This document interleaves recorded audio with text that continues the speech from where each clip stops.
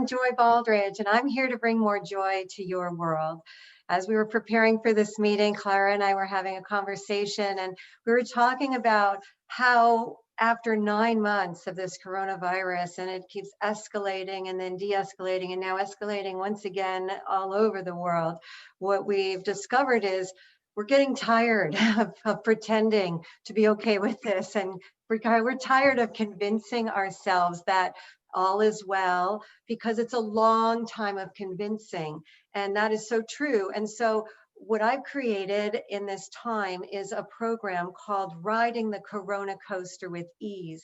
And I'm going to give you proven, actionable tools that you can actually leave this webinar and use and apply in your day-to-day lives to help you to build more resiliency and help you to be stronger in the face of this pandemic. Just to give you a bit of background, I've been in the speaking business since birth. My parents founded a training organization before I was born, the Baldridge Learning Center in Greenwich, Connecticut.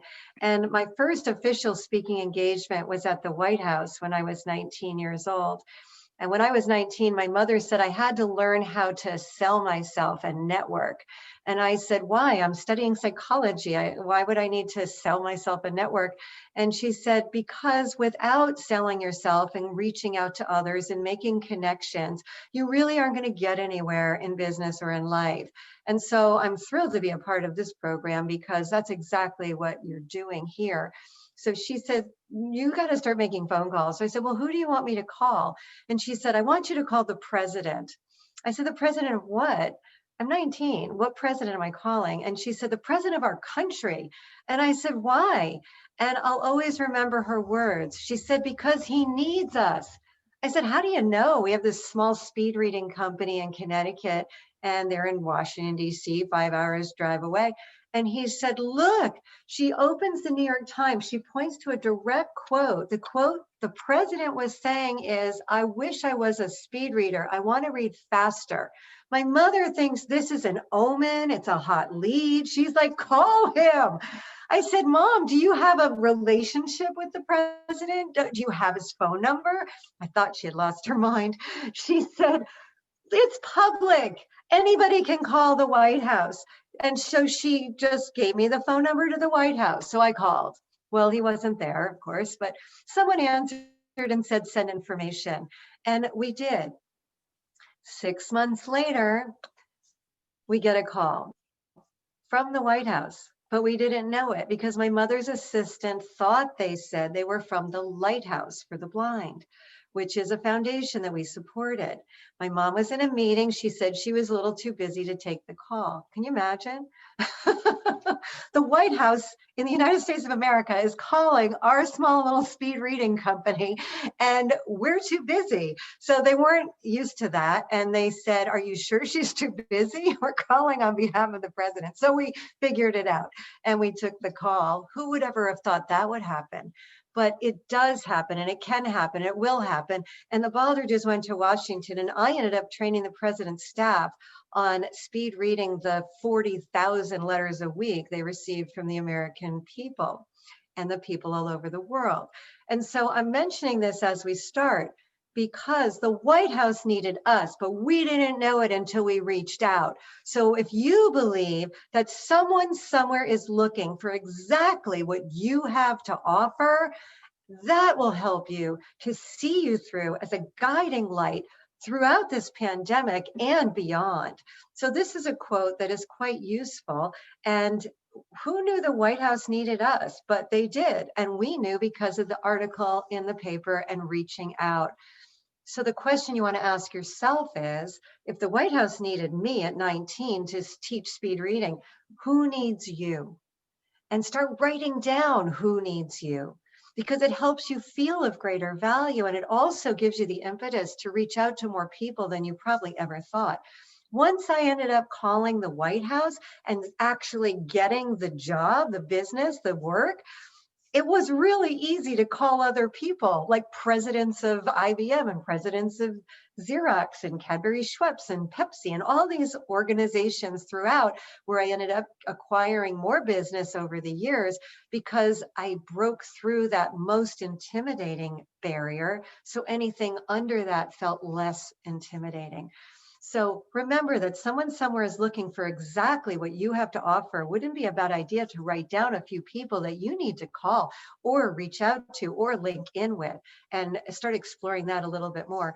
Also, my slides, you can take a photograph of, you have permission to do that. So if you like this quote, feel free to take a picture of it so it will be a nice screensaver for you, or to remind you when we forget, and we do, we all forget how valuable and amazing we really are, that someone somewhere is indeed looking for exactly what you have to offer.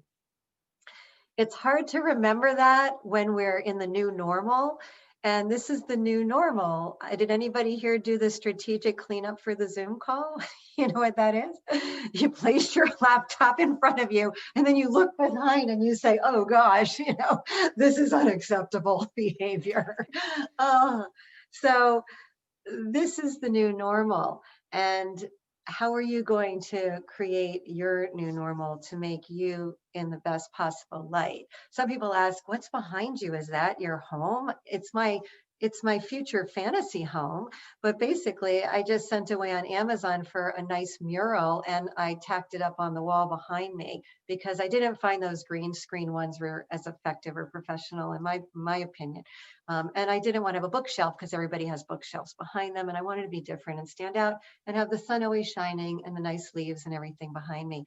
So welcoming you to the new normal, it's a lot less stressful when you have your setup the way that you wanted and not like crazy cluttery. And then, it's confusing, isn't it? Our dogs are like, what's happening? Why are all the humans wearing muzzles? Like, this is very bizarre to them too.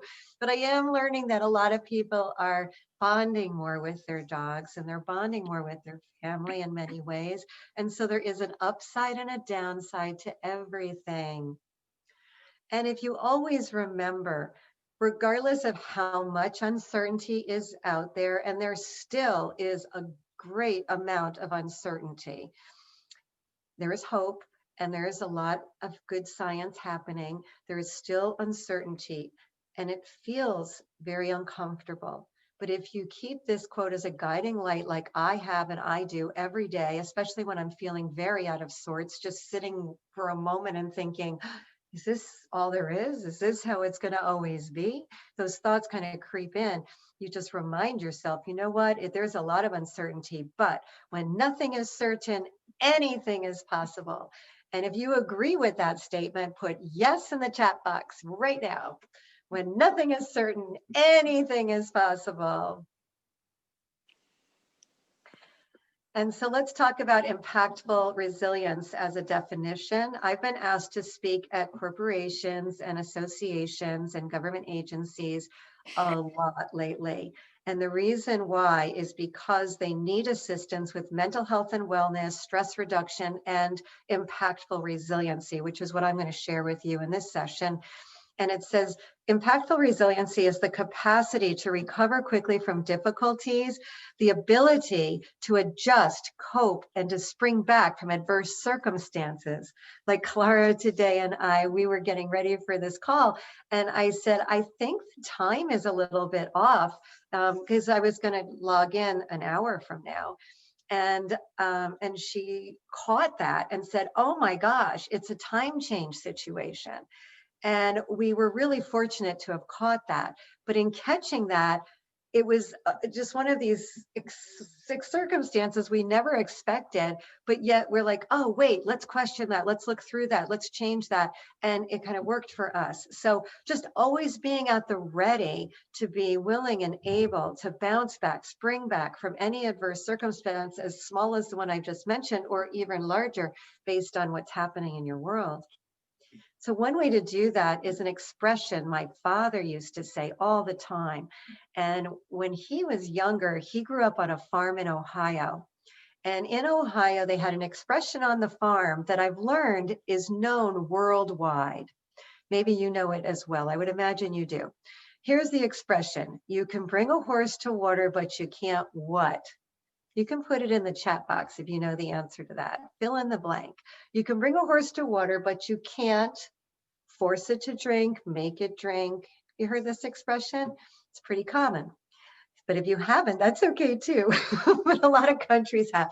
Bring a horse to water, you can't make him drink. The point is the horse is stubborn and he won't budge. And so what happens is we try certain things and we don't get through because people are stubborn, situations are stubborn, they don't yield. And so my father said, you know what you can do? And I said, there's no can do to that. He said, you can salt the hay. Now, what happens when you put salt on the hay? The horse will get thirsty and the horse will drink.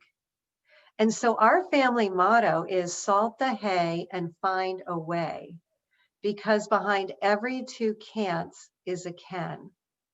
So if I can't do this and I can't do that, sometimes we say, I just can't do it. like setting up your Zoom room, I can't do this. I have terrible lighting, or I don't have a good background, or I'm in a small, flatter apartment. I can't do this. I can't do that. My children are on Zoom for their schooling. They're young. I've got a dog that just barks and whines when I'm not there. There's so many things that are happening personally and professionally. If you can't do this and you can't do that, some people say, I tried and I tried again, like I gave it my best shot. But the beauty of this expression, salt the hay and find a way, is that behind every two can'ts, can't do this, can't do that, next question you want to ask is, so what can I do? So if I can't do this and I can't do that, the next question you want to ask is, what can I do? And when you ask yourself the question, you get the real answer. And when you get the real answer, it helps you to go in the right direction. Like yesterday, I was recovering from being sick and I wasn't feeling well. I'm taking antibiotics. And 2 days ago, I felt great because the antibiotics kicked in. But yesterday, I was just flat out. And so I said to myself, well, I certainly can't give it 110% today like I like to do. And what's wrong with me is I'm sick. It's not my attitude, because I always think, oh, was my attitude waning? But no, I was just sick. So then I thought, what can I do? I can fulfill my obligations, have my Zoom calls that I've already planned, send out the emails that I've promised that are time sensitive, which would be more like a half or 3/4 day of work instead of a full day of work. And then the top priority was to rest. So I salt the hay and find a way to figure out how to still keep your dignity, still keep your professionalism, but do the minimum when you need to relax, rest, or rejuvenate. Because if you keep driving, you just get sicker, sicker, sicker. And so I was doing a program for one of the largest law firms in the world, and there were 300 HR professionals on this Zoom keynote presentation. And the point of it was that resiliency really comes about when you step away, when you put the off switch on, you turn off the on switch, turn it off, and just take a moment, or go take a walk, or take a rest and come back. When you do that, you make fewer mistakes, 3 to 5 fewer mistakes, and it takes you less time to accomplish things well and with integrity. So whatever the issue is with the pandemic, or with work, or with home, or with anything, my father used to also say there are no problems in life. There are just situations with an abundance of practical solutions. So when anything goes not your way, just remember, you can salt the hay and find a way, because behind every two can'ts is a can. And so we ride on this coronavirus, and salt the hay is just one of many useful golden nuggets that we're covering here today. And to define it, the corona coaster is the ups and downs of the pandemic. So we're riding this corona coaster. It feels like it's endless, but there are ups and downs to the pandemic. It's not all downs, and we have to remember there are some upsides to it. And to be master class, we really need to take some self-evaluation here. And I'm glad that you're taking the time and giving yourself the gift of time to do that with us today, because those who prepare most win.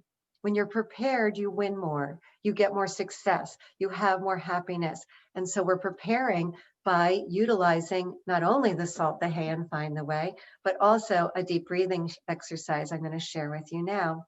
But before I share with you the deep breathing exercise, if you feel that you like the concept of salt the hay, just put the word salt with an exclamation point in the chat box, because it's nice to get some feedback on which you would like to use. But globally speaking, I've had heads of states, heads of governments actually use the salt the hay. They said they needed more money for this education department, magistrate, and they would salt the hay and try to figure out how to kind of get more funding for that. Like, there's always a way.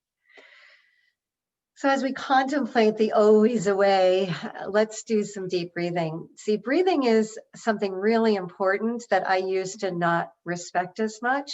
I knew it sustained life, so of course you have to honor it for that. But when people would say, oh, you need to breathe, or, I thought, okay, I'm going to breathe, but I have to get this done and I have to move on and I have to get this done. And, I worked myself up to high levels in my business career, up to senior vice president, and then no one would make me president. So I had to start my own business. So now I'm president of Aldrich Seminars International. And I found that I was go, go, go. But then I realized that I spoke to Margie Pinson, who was part of the research I did for a book I wrote called The Fast Forward MBA a few years ago. And in that book, there was a chapter on stress reduction. And I said, Margie, tell me some stress reduction tips. And she said, sure. And the first thing she said was deep breathing. And I said, no, everybody knows that one. They do yoga. They had Lamaze when they were having kids. They all know the deep breathing. Give me a better one. She said, Joy, there's no better one. She said, I would be doing you and your audience who reads this book and listens to your programs, attends your keynotes, I'd be doing you all a terrible disservice if I didn't tell you the importance of the deep breathing. And I was kind of taken aback by that comment. And I said, well, then what is it? And she's told me 6 words that completely gave me a mind shift on the deep breathing. So the 6 words were that breathing is your most easily accessible, yet most underutilized stress reducer. Easily accessible, underutilized stress reducer. Those 6 words changed my whole thought process on breathing. So it is easily accessible. You can do it anytime. It's underutilized because we don't deep breathe hardly ever, except when we're exasperated and we go, oh, that's a deep breathe, but that's not a good one. That's a one out of pure frustration and exhaustion, as opposed to doing it in a way that is more appropriate, which is like a ninja. And what I mean by a ninja is someone who does it religiously all the time, every day, consciously does a deep breathing break, several of them throughout the day.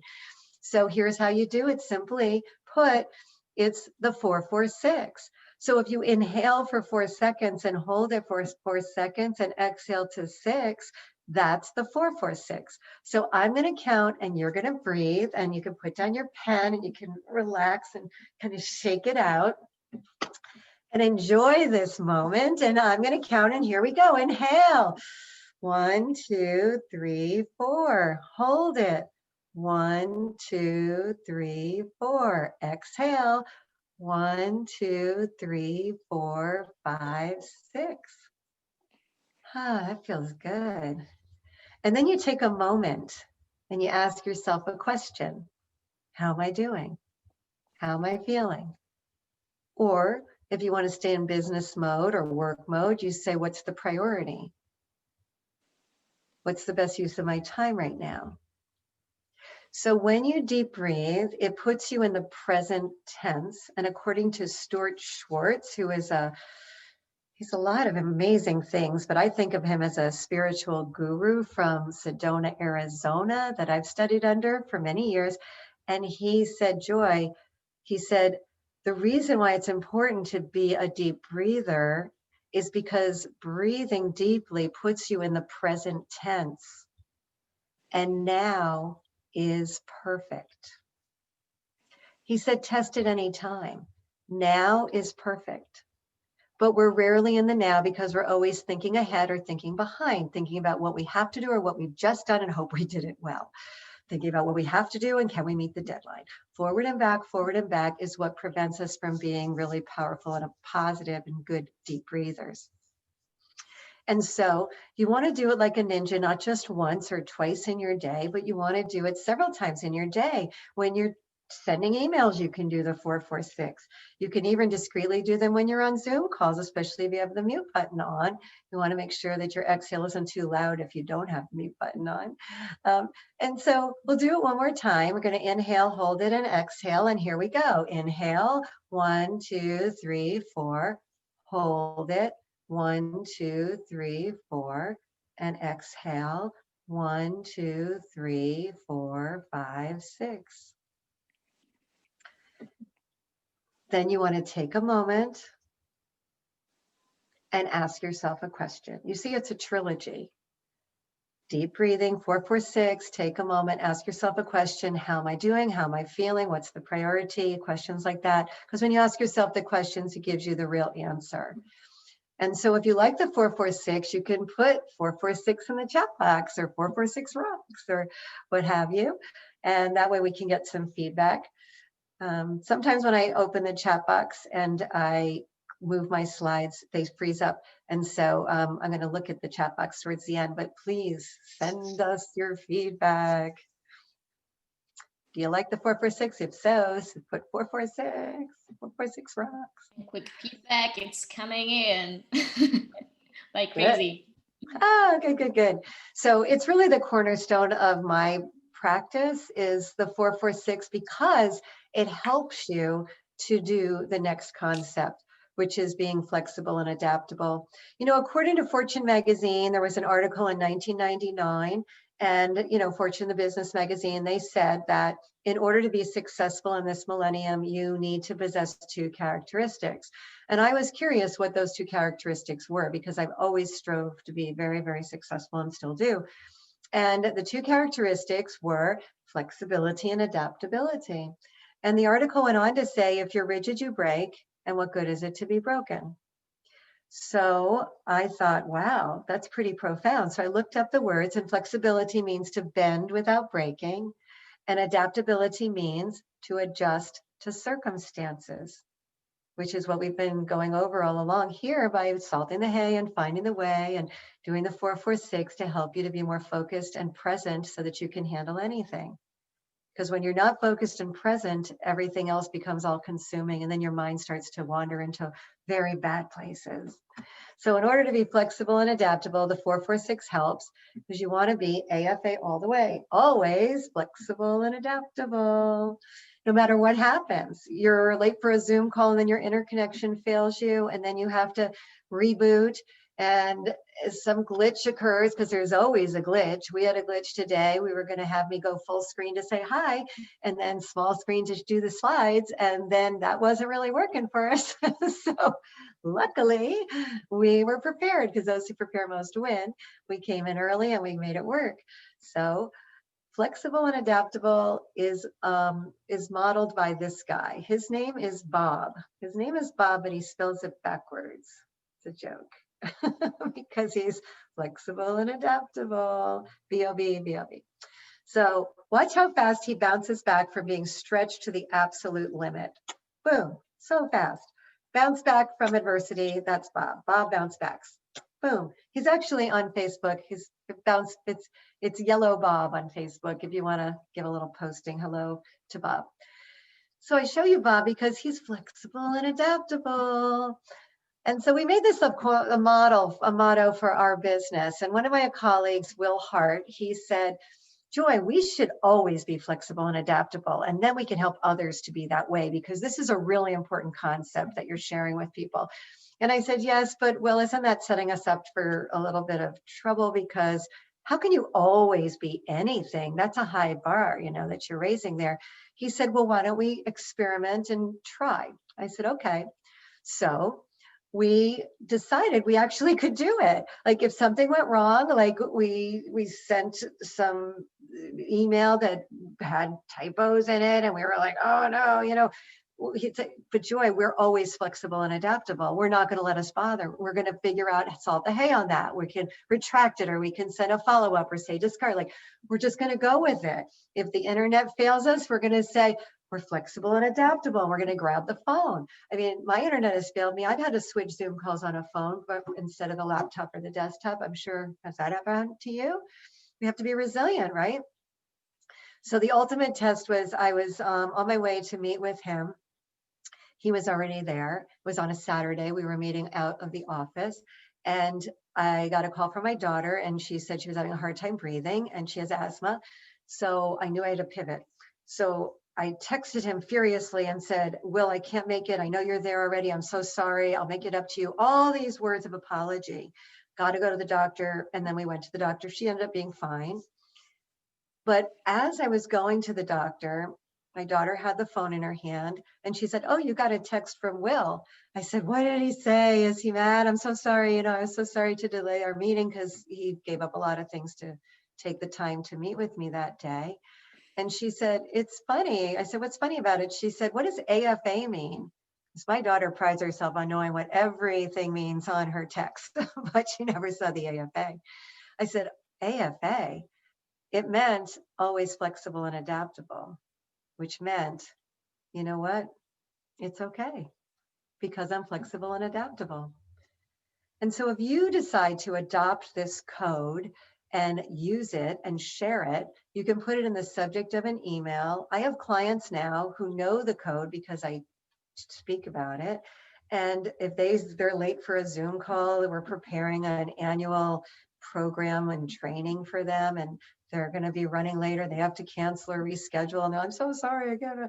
And I just send back what Will sent to me, AFA. And then they reply, I love that technique. They're so relieved, so happy. How quickly can you get to relief? That's what the AFA does for you. And there is a dance that goes with it. And it's like, it's okay because I'm flexible and adaptable. And sometimes you don't feel like dancing when things are pretty intense, but sometimes you do. So if you feel like dancing, you can, it's okay because I'm flexible and adaptable, like Bob. So let's carry on to the next. This is Bob's actual size. And it's okay if you're what? AFA, always flexible and adaptable. Clara said that when we figured out the whole time change, she changed it to FAA, which is flexible, adaptable, and amazing. FAA, flexible, adaptable, and amazing. So you can definitely adopt and adapt any of these concepts. So please know that if you are always flexible and adaptable, that anything can truly be okay as long as you do the 4-4-6. Inhale, hold it, exhale, take a moment, ask a question, find your solution, and salt the hay, find a way because there's always a way. So that's about staying positive. But if I just told you, I'm here to help you stay positive, you'd be like, all right, I'll pretend that I'm enjoying this, but how do I do that? 4-4-6, salt the hay, find a way, and AFA. So let's talk about the change chart. Here's the change chart. The minor change is what equals the major impact. So the way you read the chart is in the blue rectangle box. It's the vision box. It's missing. So you just say without in any of the empty boxes. So without vision, go to the right, you get confusion. Is that true? Yeah. When you don't have vision or a clear focused path of where you're going, you will be confused. Without skills, you get anxiety. Without incentive, you get complacency.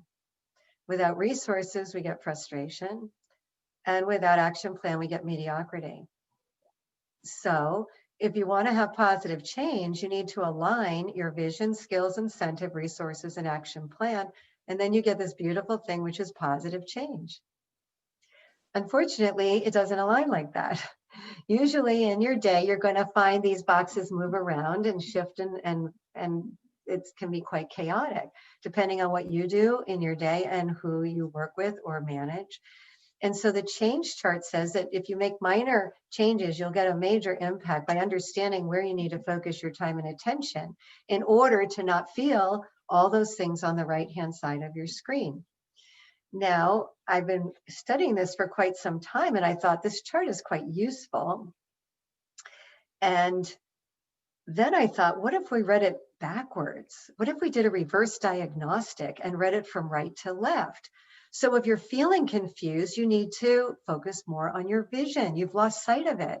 And that's when all the bad things start to come to mind, all the scary things like pandemic's not going to end, and I'm tired of being resilient, and I don't know, my life is so forever changed, and I can't have the wedding I wanted. I can't, get my children to socialize in school, whatever. We're worried about so many things, and validated worries, not just wandering worries. And so we have to be aware that if you're feeling that confusion, you want to go back and stay with that vision. If you're feeling anxiety, you need to brush up on your skills. I got really anxious once because I was on my keyboard typing something that was really important. And then all of a sudden it disappeared. And I thought, oh my gosh, where did it go? And I didn't know where it went. I don't know if that's happened to you. And it took a long time to create it. And I called a friend of mine in IT and I said, I typed something, it disappeared. I don't know where it went. He said, did you touch the keyboard at Sense? I said, no. He said, well, hit Control Z, you'll get it back. So I hit Control Z and it came back. I said, what did you do? He said, you hit cut, you just didn't know it. And I just told you how to undo the cut. Do you know that one technique of undo cut by hitting Control Z on my keyboard has saved me so much anxiety, so much stress, and also just learning more things about the internet and posting and LinkedIn and connecting with people. I mean, you feel like you don't know what you're doing and the anxiety starts to take over. But if you decide you want to learn some skills, you'll be less anxiety ridden. And also, even the 446 is a skill that will help you not be as anxious. So sometimes it's learning a skill to help you be more proficient at your work. Sometimes it's learning a skill to help you cope with anxiety as a feeling. And so we continue down. If you're feeling complacent, incentive is just a reason. Do you have a compelling purpose or reason to do what you're doing? Because if you do, that's wonderful. But if you don't, you're going to feel complacent and just do the bare minimum, and you're not going to get ahead or be as successful perhaps as you'd like. Without resources, I think of resources as time, money, and people, but it could be a lot of other things as well. But just think about it. Someone on your project or team is called in sick and they're completely flat out, cannot connect with you. And now you've just lost that resource. Or you want to get a new software, but you don't have the money for it. I mean, think about that and how frustrating that can be. And then also the mediocrity. You have to do something, take action. They say all good things come not to those who wait, all good things come to those who go after it. And so that's the action plan, right? So if you like the chart, the change chart, you can let us know in the chat box to make this interactive. Who likes the chart? Yes, chart, love chart, chart rocks, whatever you want to put. And I'd love to take a survey and see if you prefer using this chart by studying it or reading it from right to left or from left to right. So you could put right to left or left to right. So we get a feel for how you like to read the chart, because it was designed to be read from left to right. But the more that I saw everything on the right, I said, this is all the stuff that we worry about. These are all the things that interfere with our progress. These are all the things that get in the way: confusion, anxiety, complacency, frustration, mediocrity. Those are all the things that we want to prevent. So that's why I like to read it from right to left. But everybody's got their own preferences. So how's the chat box looking? Getting some Really feedback? good. A lot of good answers. Some prefer left to right, some right to left, but many positive answers about this chart. They like it. Okay, so some people use it as a screensaver. I can email this chart to you, Clara, if you want to post it or send it out to everybody. I'm happy to do that. It does bring a lot of people clarity of thought and focused execution, because it can be very confusing at times. Now, I learned about confusion and clarity with my eye doctor. You know the drill. I know they do this globally. They take you into their office and they say, which is better? A better, B better. They do this in Czech Republic, right? A better, B better. They do this in England. A better, B better, 1 better, 2 better. And I got so confused, I got mad. So I said, I don't know anymore. I'm too confused. And the eye doctor said, good. I said, why is it good? I'm confused. And he said, oh, because confusion is the step before clarity. I said, I didn't come in here for that, a philosophy lesson. I came in here to get my eyes examined. And he said, no, but listen, He said, I show you two ideas that are completely opposite. And then I show you closer, closer, closer to the point where it doesn't matter which one you pick. They're both so good that the clarity is there. But think about when you are confused, and remember when you're using the change chart and you get confused, it is because you've lost sight of the vision. But we beat ourselves up when we're confused. When do we get confused? You can type if you'd like in the chat box when you get confused. And I'll let you know when a lot of people I work with get confused. When they get a new job, they get confused. When there's uncertainty, we get confused. Like now with the pandemic, we're really confused as to what to do. Do we take the vaccine? Do we not take that vaccine? There's one that's refrigerated. There's one that's not refrigerated. There's one that works. There's one that doesn't. 2021, 2022. There's so many things that are causing us to be confused in this pandemic. And if we just tell ourselves, it's okay because I'm flexible and adaptable, take a deep breath, and remember that confusion is a step. It's the step before clarity. It's a step. Because what's the alternative? You start a new job, you get confused, and then you start saying bad things to yourself. You say things like, I'm not cut out for this, or I don't know why they hired me. I don't understand any of this. I feel so stupid. What is wrong with me? I better quit now and while I'm ahead. Like we start saying all these bad things to ourselves when we don't understand a new software program. We don't understand how to work with a new person on our team. We get so confused on certain things. And one of my clients said, Joy, this is really important to emphasize. If people know confusion is a step and it's the way that you figure out what you need to do to understand, to get to clarity, then you have a much easier time of getting there. And if you don't, you have a much easier time of being frustrated or quitting. So it's an important step. And yes, confusion is a step before clarity. And yes, you're going to figure it out because we're striving for clarity of thought and focused execution, which is what the change chart is all about. And this phrase is fantastic if you use it. Instead of saying I'm so confused or saying that I don't know what's going to happen next or saying I'm sick of this pandemic and predicament that we're all in and I can't take it anymore, take a breath. Inhale, hold it, exhale. Let yourself know it's okay though, because I'm flexible and adaptable. I'm going to look at this chart as a guiding light. I'm going to keep the eye on the vision. I might even adjust the vision after this session. And then I will achieve that clarity of thought so I can apply the focused execution. And then I won't worry so much. WAF's an acronym I made up: worry, anxiety, and fear. I have no room for this. I get these feelings, but I don't want them to stay. One way that you get feelings that come is things trigger them, which makes sense. And we all have different triggers. And they will come, and you can't prevent them from coming, but you can prevent them from staying. One of my favorite words to prevent worry, anxiety, and fear from staying is to say enough or stop and go away. Because when you tell your thoughts to do things, they usually do. So for no worry, anxiety, and fear, it's the goal, right? Because worry is terrible. It does horrible things to your mind and body. And according to Psychology Today, 90% of the things we worry about never even happen. Anxiety is the horrible stories we tell ourselves that are rarely, if ever, true. We tell ourselves these terrible stories that aren't even true. So we have to stop that.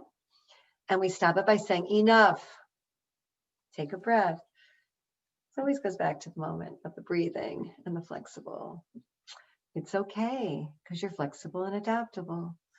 And then fear. You know, the most common acronym that fear has been attributed to, you may be familiar with, and it's false evidence appearing real. That's a very common one. Fear stands for false evidence appearing real.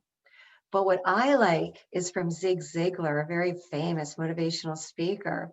And he says that fear can stand for one of two acronyms. I said, what are they? Because I got to meet him at a speaker convention. He said, fear can either stand for fear everything and run, or face everything and rise. So you choose fear everything and run or face everything and rise, but it's time to say goodbye to our walks. So you can wave with me. Goodbye, worry. Goodbye, anxiety. So long, fear. And hello, joy.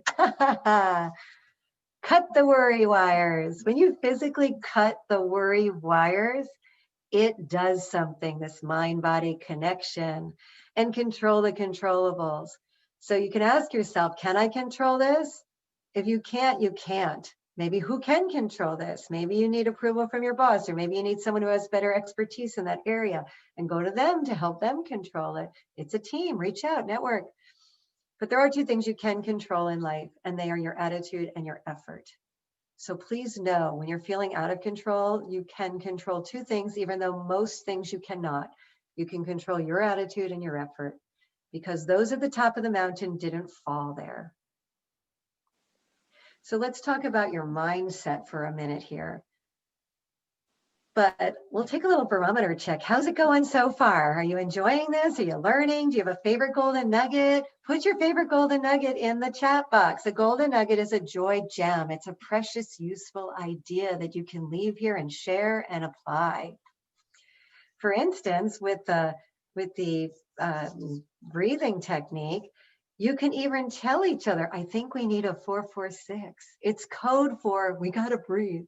When you have your next meeting, you could just say, hey, Joy taught us something called the 446. I think we need one. Here's what it is. Let's start the meeting with the 446.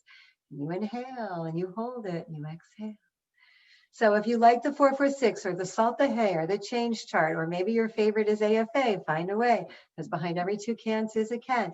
Whatever useful ideas are working for you, maybe you want to reach out and call somebody or email somebody or link into somebody that you never thought, because someone somewhere is looking for exactly what you have to offer. So if all the signs are there, then go for it, right? So how's the chat box looking now?